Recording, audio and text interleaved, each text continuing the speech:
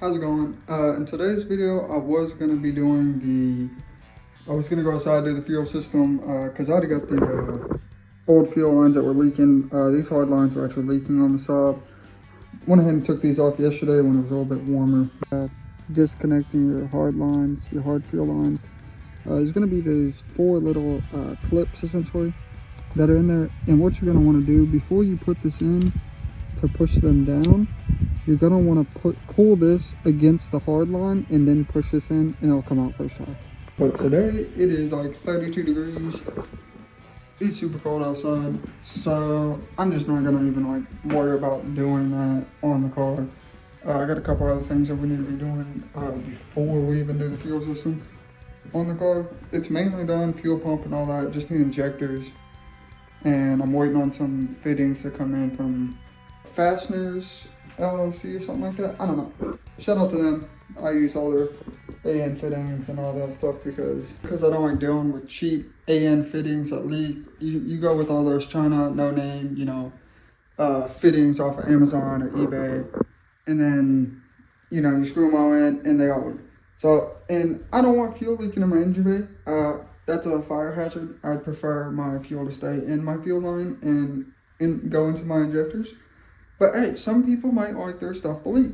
Now on the turbo, yeah, I do run a cheap eBay $30 feed and drain line, but that's on the turbo, that's not fuel.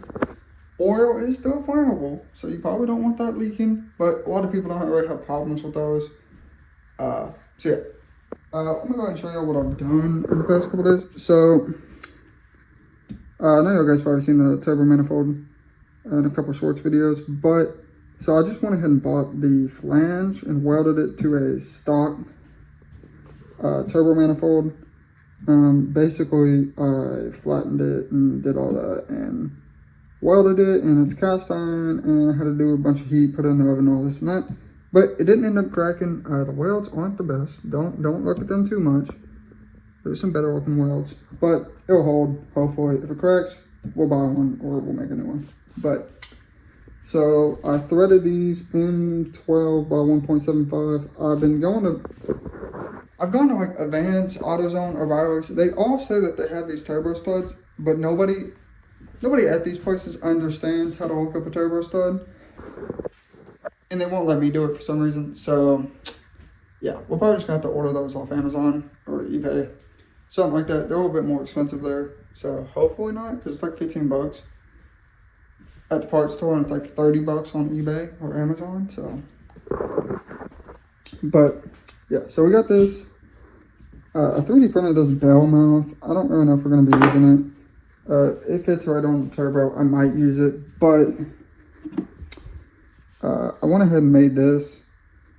Just kind of cut this off of the airbox and flattened it out. Main reason for it, because I do need a mass airflow sensor. I'm still on the stock ECU, stock T8 ECU. So unfortunately, you do have to run a mass airflow sensor. Some guys figured it out. It's like 80 bucks for him to do it. I'm not going to pay all that because I kind of want to go standalone. And once I go like Rusty, if I stand alone and all that, I can do whatever I want, and I'm not going to pay somebody to do all that. But, and then here's the other thing I made. So this is for the Ecotech. This is just your basically block off, like for your water pump. For your water pump sends in your timing cover. See, this is going to be my oil drain for the turbo. Pretty simple. I might have to clearance the frame a little bit so it will fit. I don't know. Haven't looked at it too much. But, so the fuel lines, like I said, they've cracked. Mainly around that Schrader valve is leaking. It cracked around that, and then this is somewhere cracked. I don't know, it's been leaking forever. But got those off. Get my AM lines. So what we're going to try to do here, maybe,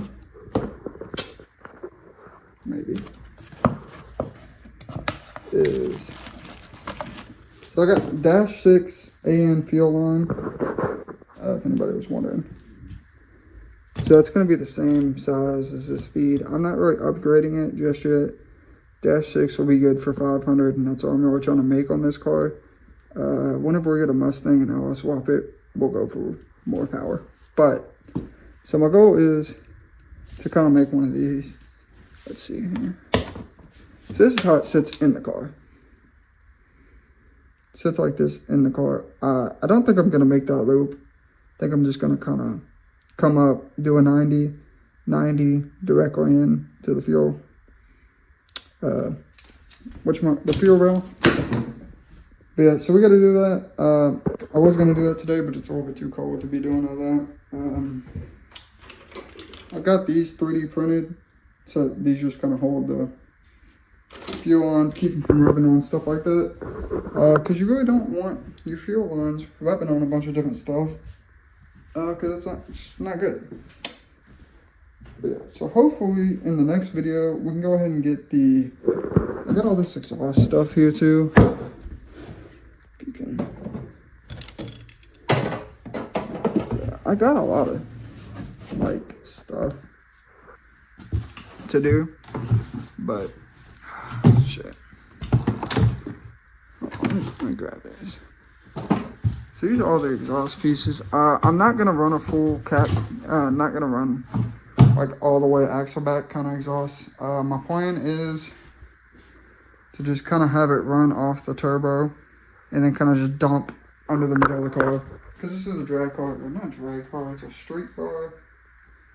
But I don't really care if it's loud. The turbo is going to be muffling pretty good. It's completely straight pipe turbo and it's not very loud.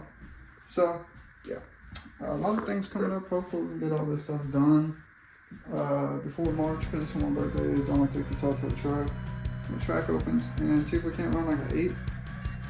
And yeah, but pretty much gonna be it for this video. Make sure you hit that like button, hit that subscribe button, and yeah, peace.